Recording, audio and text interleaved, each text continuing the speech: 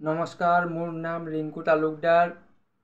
আমাৰ দেশত এটা কথা যিমান আলোচনা হ'ব লাগিছিল সিমান আলোচনা হোৱা নাই আৰু এইটো এটা বহুত স্পৰ্শকাতৰ বিষয় হয়। এই বিষয়টো সকলো নিম্ন আয়ৰ মানুহৰ ডাঙৰ চিন্তাৰ বিষয়। বিষয়টো হ'ল মোবাইলত যে আমি ভিডিঅ' বনাওঁ, নেট চাওঁ, ইউটিউব চাওঁ, ইউটিউবত ভিডিঅ' বনাওঁ, আমি বিভিন্ন কিবা কিবি চাওঁ। তো এইবোৰত আমাক নেট লাগে। ডেইলি আপোনাৰ 1 GB 2 GB সকলো মানুহকে লাগে, কিছুমানকতো বেছিয়ে লাগে। তো যিসকল মানুহে ডেইলি আপোনাৰ 2 GB নেট ব্যৱহাৰ কৰে তেওঁলোকৰ কাৰণে এটা বোজা বাঢ়িছে। সেই বোজাটো হ'ল আপোনাৰ ৰিচাৰ্জৰ দাম বাঢ়িছে, মানে আপোনাৰ 25% দাম বঢ়াই দিছে। এইটো আপোনাৰ জিঅ', এয়াৰটেল, ভোডাফোন, আইডিয়া সকলোৱে মিলি কিনে বঢ়াইছে। মানে কিমান বঢ়াইছে মই কৈ আছোঁ। মই মাহত ভৰাওঁ 299 টকাৰ ৰিচাৰ্জ কৰোঁ এমাহত। তো সেইটো এতিয়া হৈ গৈছে 350। আৰু আপোনাৰ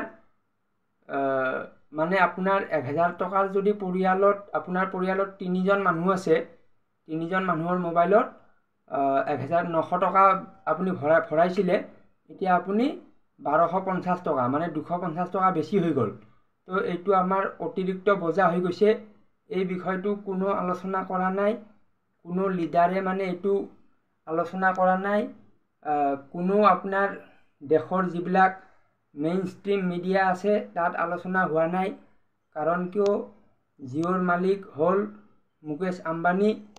মুকেশ আম্বানী গুজৰাটৰ হয়। তেওঁ নৰেন্দ্ৰ মোদীৰ খাছ পাৰ্টনাৰ হয়। তো তেওঁ মুকেশ আম্বানীয়ে আৰু এয়াৰটেল ভাৰতী আৰু যিবিলাক টেলিকম কোম্পানীৰ মালিক আছে তেওঁলোকে বিজেপিক বহুত কৰোৰ, লাখ লাখ কৰোৰ টকা চান্দা দিছে, ডনেশ্যন দিছে। ডনেশ্যন দিয়াৰ কাৰণে তেওঁলোকে ইলেকশ্যনৰ পিছত চাওক, আপোনাৰ ইলেকশ্যনৰ ৰিজাল্ট দিছে 4 জুন তাৰিখে আৰু দাম বঢ়াইছে 4 জুলাই। তো একমাহ পিছতে তেওঁলোকে দামটো বঢ়াই দিছে। তো সেইকাৰণে এইটো বিষয় সকলোৱে আলোচনা কৰিব লাগে। আৰু এটা কথা হ'ল এয়াৰটেলে মাহত 8000 কোটি টকা প্ৰফিট উপাৰ্জন কৰে, লাভ উপাৰ্জন কৰে। তাৰে পিছতো দাম বঢ়াইছে। আৰু জিঅ'ই মাহত 50,000 কোটি টকা উপাৰ্জন কৰে, তাৰে পিছতো দাম বঢ়াইছে। তেওঁলোকৰ লাভ হৈ থকাৰ পিছতো দাম বঢ়াইছে, কিন্তু কোনো কোৱা নাই। আপুনি কোনো লিডাৰৰ মুখত এইটো শুনা নাপাব। কোনো টিভি চেনেলত আপুনি এইটো আলোচনাৰ বিষয় নহয়। আমাৰ প্ৰতিদিন টাইমৰ বিশ্লেষণ মৃণাল তালুকদাৰ তেখেতে বিশ্লেষণ নকৰে। আপোনাৰ প্ৰাগ নিউজ, নিউজ লাইভ, যিমান ষ্টুডিঅ'ত সন্ধিয়া মানুহ আলোচনা কৰে, আপুনি তেওঁলোকক কওক যে এই বিষয়টো আলোচনা কৰক, দাম কিয় বঢ়াইছে। মুকেশ আম্বানীৰতো বহুত টকা আছে, তাৰে পিছতো দাম বঢ়াইছে। তো এইটো আপোনাৰ আলোচনা নকৰিব, কাৰণ এইটো হ'ল কেপিটেলিষ্ট বুলি কয়, পুঁজিপতি বুলি কয়। কেপিটেলিষ্টৰ উত্থান আপোনাৰ প্ৰতিদিনৰ মালিক জয়ন্ত বৰুৱা, তেওঁ এজন পুঁজিপতি হয়। তো পুঁজিপতি মিলি থাকে। এজন পুঁজিপতিয়ে এজন পুঁজিপতিক সমালোচনা নকৰে, তেওঁলোক চব ভাই ভাই। তো এতিয়া পুঁজিপতিৰ শাসন চলি আছে। তো সেইকাৰণে মোৰ ভিডিঅ'টো যিমান পাৰে সিমান শ্বেয়াৰ কৰক। বিশেষকৈ দুখীয়া মানুহে মাহত 300 টকা বিল ভৰাওঁতে বহুত কষ্ট হয়, তাতে আৰু দাম বঢ়াই দিছে। তো এইটো আমাৰ জীৱনৰ কাৰণে বহুত কষ্টকৰ। সেইকাৰণে অসমৰ মুখ্যমন্ত্ৰী ডক্টৰ হিমন্ত বিশ্ব শৰ্মা তেখেতটো এজন মামুলি হয়। তেখেতটো আপোনাৰ আমি বহুত ডাঙৰ মানুহ বুলি ভাবোঁ, কিন্তু তেখেতে এই বিষয়ত যদি মাত দিয়ে তেখেতৰ চাকৰি গুচি যাব।